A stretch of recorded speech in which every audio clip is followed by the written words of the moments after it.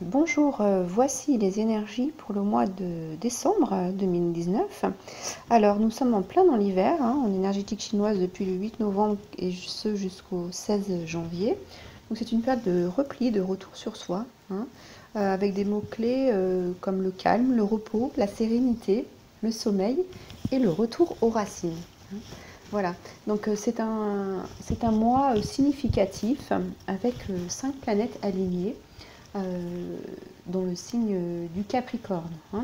Et à la fin de ce mois, une nouvelle lune d'éclipse solaire en Capricorne. Donc c'est un mois assez fort. Alors avec Jupiter qui va arriver dans le Capricorne, c'est une période de chance, plutôt positive, mais qui va aussi vous booster en dehors de votre habitat, on va dire, naturel.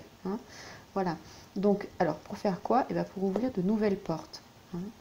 Donc ça, ce Jupiter va vous aider à faire les changements qui vont éliminer le vieux, on va dire le vieux, le dépassé, l'obsolète dans votre vie, au niveau du business, de votre vie personnelle, des manières, de vos moyens, de vos façons de vivre. Voilà. Et cette nouvelle vibration va contribuer à développer votre propre objectif personnel ou de carrière. Donc ça, c'est assez fort. Voilà.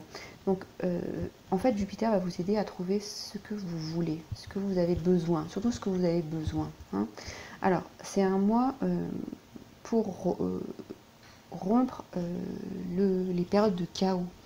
Alors, c'est pas une période d'action, c'est une période où il faut trouver refuge, puisque c'est une énergie d'hiver, de calme, de repli. C'est un moment où il faut trouver refuge dans un endroit où vous pouvez exprimer les choses avec intelligence, qui vous permettent de vous apaiser, de vivre dans la sagesse. Voilà, c'est une période très forte pour les méditations, pour le repli, le recueil, pour faire des dessins, des mandalas, voilà, ce que vous voulez, quelque chose qui vous apaise et qui concentre votre énergie à l'intérieur de vous, dans votre refuge à vous. Voilà, on est loin du chaos ici, d'accord? On se préoccupe vraiment de soi à l'intérieur. Et puis il y a Vénus aussi qui va mettre l'accent sur les relations, la communication, avec le respect mutuel, la compréhension mutuelle. Donc ça, c'est très très important. Vous voyez, ce calme, eh ben, il va se traduire aussi dans les relations de cette manière-là. Alors il y a juste un petit bémol avec ce Vénus, il faut faire attention aux finances, à ne pas faire trop de dépenses pour ne pas regretter le moment où vous devrez payer vos dépenses. Voilà, soyez mesurés. Voilà. Vénus à la fin du mois va vous emmener dans une énergie plus gentille, plus amusante, plus amicale. Vous allez voir vos relations amicales se développer. Vous allez avoir des nouvelles portes qui vont s'ouvrir, une nouvelle expérience qui va se présenter. Alors, il est aussi important de s'introvertir pendant cette période, parce que ça va être une période où tout ce qui est en sommeil va être nettoyé pour s'en séparer sur les 3 prochains mois. Donc c'est pour ça, on va dans ses racines, voilà, on va piocher dans ses racines, on prend la bonne sève, et puis tout ce qui n'est pas bon, eh ben, on s'en débarrassera plus tard. Mais voilà, on fait ce point intérieur. Mais c'est en général un mois d'espoir et d'enthousiasme. Voilà. Donc, comme d'habitude, vous trouverez vos tirages respectifs pour tous les signes, avec des thèmes que je mettrai dans les vidéos pour votre travail personnel. Voilà, je vous remercie et à très bientôt. Bonjour les balances, voici vos énergies pour le mois de décembre. Alors, la première carte pour nous informer du changement est l'impératrice. Donc c'est l'éclatement créatif, et l'expression. Alors qu'est-ce que ça veut dire? Cette impératrice, elle est là pour vous pour vous inviter à vous poser la question de qu'est-ce que je suis en train de créer, hein? Qu'est-ce qui fleurit en moi? Qu'est-ce qui a envie d'éclater, hein? Qu'est-ce qui a envie d'éclater en moi pour que ça puisse se répandre sur l'extérieur, hein? Quelle expérience suis-je en train de vivre? Alors, cette carte, c'est le passage, comment vous dire? C'est le passage de la, on va dire, de la virginité à la créativité. C'est comme si c'était l'œuf qui s'ouvrait à la vie et qui laissait la porte pour le poussin, hein, voyez. C'est l'énergie de l'adolescence en fait. C'est l'énergie vraiment forte, c'est la force vitale, hein. C'est quelque chose qui va venir avec son extrême puissance et peut-être parfois son énergie vitale très forte et peut-être avec des extrêmes, hein, puisque c'est un peu l'énergie de l'adolescence. Elle va venir s'exprimer. Il y a quelque chose qui bouillonne à l'intérieur. Et ce bouillonnement aussi sur la carte, on le voit par le rouge dans la robe de la papesse. Ça, c'est l'action. Et c'est tout contenu, hein. C'est tout contenu dans le corps physique, dans l'intérieur de vos cellules, hein. Et puis vous voyez, elle tient le phénix sous son bras. Donc vraiment, elle est en train de couver cette... c'est plus que couver, hein, c'est comme un accouchement, une mise au monde de ce qu'elle a à l'intérieur d'elle qui bouillonne. Voilà, c'est ce bouillonnement qui va, je vais dire, pas qui va exploser, mais qui va être proposé dans votre vie matérielle, hein. Voilà. Alors cette carte, c'est quelqu'un qui est très à l'aise dans son corps et qui va, entre guillemets, hein, pouvoir accoucher facilement de son projet, de ce qu'elle a envie de mettre en place, de ce qui est en bouillonnement à l'intérieur, hein. Ça va être plutôt facile parce que ça va être quelque chose qui est prêt, hein. Elle l'a travaillé avec le 2 d'avant, la papesse, on a travaillé cette énergie. Ici, on la met au monde, hein. Vraiment, c'est une énergie qui va s'exprimer. Voilà. Alors, les yeux verts, ici, dans cette carte, c'est une énergie céleste. Donc, on est vraiment lié aux énergies supérieures. Donc, votre intuition va avoir une part importante. De plus que ce spectre-là nous montre que ce personnage aime concevoir et gérer. Donc, vous allez avoir des choses à gérer. Vous allez mettre en place des choses dans votre vie qui vont vous permettre de, comment dire, d'apprécier votre, entre guillemets, votre pouvoir. C'est pas pour écraser, hein, voilà, c'est que ça va vous permettre de travailler sur votre pouvoir de mise en œuvre, mise en action, de gestion, hein. Donc ça va vous faire du bien. Voilà. Alors, cette carte, elle vous offre aussi une entrée pour aller toucher votre cœur. Parce que quand, dans la vie, il y a une explosion de nos sens au niveau créatif, ça veut dire que c'est relié à votre cœur, c'est votre âme qui vous parle et qui vous le ressentez comme ça dans votre corps. Mais ça veut dire que vous êtes touché au cœur. D'accord? Donc il y a une ouverture de ce cœur-là. Hein? Donc il faut vraiment l'écouter. Voilà. En tout cas, ici, vous êtes prêt à vous dépasser, vous êtes prêt à aller au-delà des limites, hein, et quel que soit votre âge. Ça, c'est important à entendre. Voilà. Parce que ça peut rappeler des rêves de jeunesse, des rêves que vous avez laissés un petit peu en avant dans votre vie, parce que vous n'aviez pas eu l'opportunité de les réaliser, hein. Voilà. Donc, vous allez pouvoir les concevoir. Cependant, alors, avec cette carte de l'ermite, vous allez pouvoir les concevoir à condition d'agir sagement, parce que l'ermite vient vous dire de faire une introspection, de prendre un moment de calme pour vous, un moment d'isolement avant le nouveau cycle. Parce qu'ici on est dans le 9 avec l'ermite, avant le nouveau cycle du 10. Donc c'est un peu de ça dans l'impératrice, puisque vous êtes en plein éclatement créatif, et ça va sortir d'une certaine manière. Donc on va aller regarder qu'est-ce que vous dit votre sagesse pour cet éclatement créatif, hein. De quoi suis-je en train de m'éloigner? De quoi suis-je en train de me rapprocher? Ça, c'est important. Et le 9, avec cette ermite, eh ben, c'est la crise. C'est un passage. C'est un changement. Donc, qu'est-ce que ce changement, qu'est-ce qui vient résonner en vous avec cette idée du changement, de l'éloignement de quelque chose, hein, voilà. Et puis surtout, à quoi dois-je renoncer? À quoi devez-vous renoncer pour pouvoir permettre cet éclatement créatif d'avoir lieu, hein, voilà. Et puis en quoi croyez-vous? Eh bien, c'est très intéressant parce que vous allez regarder votre croyance sur vous-même ici, hein, parce que le 3, c'est vraiment une énergie puissante. Et puis, quand elle est bien aspectée, c'est une énergie magnétique, on attire à soi. Donc, on va faire un peu de nettoyage. Qu'est-ce qui est sage? Qu'est-ce qui n'est plus superflu?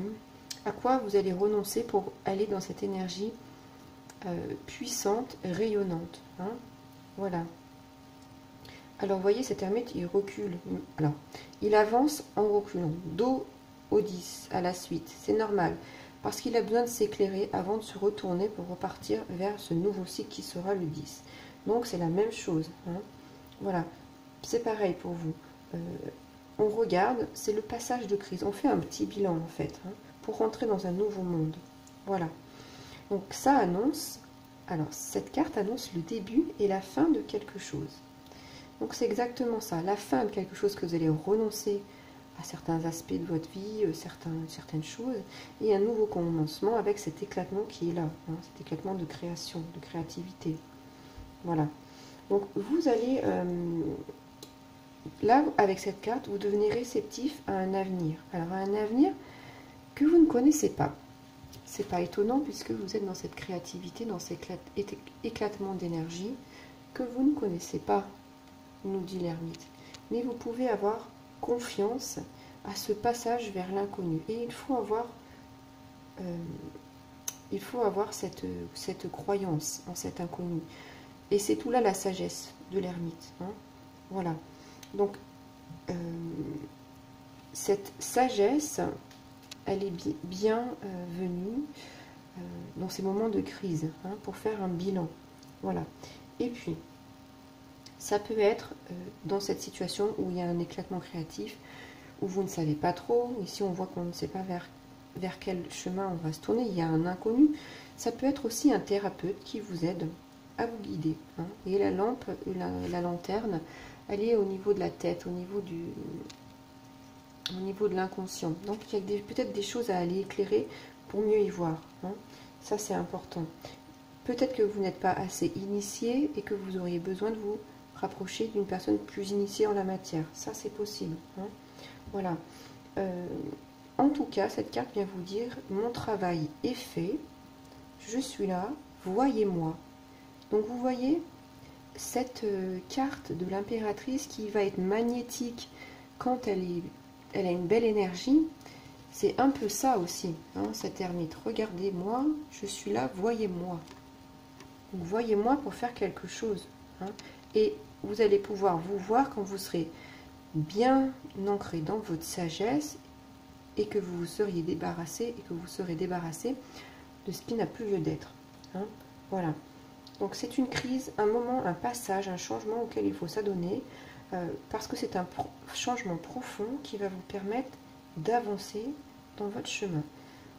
Alors, c'est peut-être aussi lié à une solitude. Mais alors, ici, c'est la solitude qui peut être aussi voulue. On se met un peu en retrait pour pouvoir apprécier ce que l'on a, sur quoi on travaille. D'accord? Voilà. Et puis, c'est vraiment une carte... ici, c'est vraiment le lieu secret. On va dans un lieu secret et sombre. C'est à l'intérieur de soi. C'est une introspection profonde, hein, parce qu'ici se prépare la mutation spirituelle dans cette ermite, hein. Donc, écoutez, vous prenez un moment pour vous, prenez du temps. On verra ici, vous avez besoin aussi d'un peu de temps. Alors, relations et communication. Eh bien, on a les rêves et les décisions, hein. Les rêves que je me fais au quotidien, que je me fais dans ma tête, et mes décisions. Alors, cette carte, elle vient vous dire, alors quand elle sort, cette carte, elle vient vous dire que vous avez quelques confusions, de l'incertitude au regard de votre vie amoureuse. D'accord?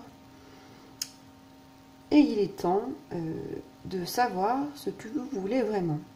Alors moi, ces deux cartes, c'est comme si elles se ressemblaient un petit peu.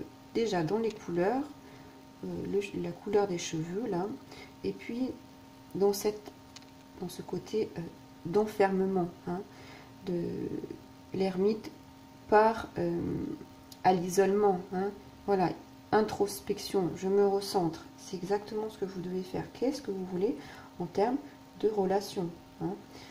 Vous avez, alors là vous fermez les yeux, vous n'y voyez pas très clair, mais devant vous, si vous faites cette introspection et ce travail, vous avez toutes les options devant vous pour faire les choix. Mais c'est seulement et seulement si vous voulez le voir. C'est pour ça qu'on a les yeux fermés ici. Donc à vous de décider si vous avez envie d'ouvrir les yeux ou de les laisser fermer encore un peu. Mais avec cette carte, on vous dit que vous ne devez pas rester... Alors les yeux fermés, c'est aussi rester dans sa fantaisie, dans ses rêves, dans ses projections intérieures. Mais on vous dit que de rester dans cette énergie-là, ça ne va pas régler. C'est bien, hein, mais ça va pas tout régler. Donc il va falloir ouvrir un petit peu, vous ouvrir et aller à l'extérieur, vous amuser, rencontrer du monde, hein, pour pouvoir vous ouvrir. Là, il y a une ouverture. Alors, c'est bien cette introspection parce qu'elle va vous permettre de savoir ce que vous voulez vraiment. Mais une fois que vous avez choisi, c'est vous qui devez faire qui devez mettre en action, d'accord? C'est ça que je veux dire. Ça va pas venir tout seul. Voilà. C'est le temps de l'action après la réflexion. C'est ça qui est important d'entendre. Donc rester dans la fantaisie pour toujours n'est pas sage. Et cette ermite vient vous dire qu'il faut être sage. Voilà. Donc ouvrez les yeux. Prenez le temps qu'il vous faut, mais ouvrez les yeux. Et vous allez voir. Et vous pourrez faire vos choix et agir. Hein? Voilà. Regardez vos souhaits. Décidez qu'est-ce qui est bon pour vous. Qu'est-ce que vous sentez juste. L'ermite, elle fait son introspection parce qu'elle a envie de sentir les choses d'une manière juste pour avancer. D'accord? Voilà. Et puis, vous allez sentir, une fois que vous avez fait vos choix, vos actions, et bien vous allez récupérer de l'énergie puissante, hein, votre pouvoir. Et regardez, on a la relation, les relations karmiques. Ça veut dire que vous êtes obligé de passer par ce moment d'isolement pour faire un point sur vos relations. Hein. Ça va être un déclenchement. Ça va vous éloigner de tous les tourments du ressentiment. Vous allez apprendre des choses. Cette période relationnelle de communication est une période, je veux dire, de test, entre guillemets, de mise à l'épreuve énergétique karmique pour que vous appreniez, pour vous laissiez aller et que vous laissiez aller aussi vos émotions de cœur. Hein. Voilà. Il faut aller vous ouvrir à l'intérieur. Ouvrez les yeux d'abord. Vous allez ouvrir les yeux sur votre cœur. Et là, vous pourrez ensuite prendre des décisions. Mais c'est quelque chose que vous devez... c'est important. Hein. Il faut aller faire ce déclenchement en vous. Voilà. De ne pas rester dans cette fantaisie et agir. Hein. Agir... mais savoir ce que vous voulez. Hein. Qu'est-ce que vous voulez? On ne peut pas rêver. On peut rêver. Vous allez rester dans la rêverie. Mais ce n'est pas l'énergie qu'on vous demande. Rester dans la rêverie, ça ne va pas vous apporter la solution. Hein. Ouvrez les yeux, sortez de la rêverie et vous allez trouver devant vous tous les outils qui vont vous permettre d'améliorer vos relations et votre communication. Voilà pour vous les balances. Je vous remercie pour votre écoute. Je vous laisserai liker la vidéo. Abonnez-vous à ma chaîne et puis n'hésitez pas à la commenter si elle a résonné pour vous. À très bientôt.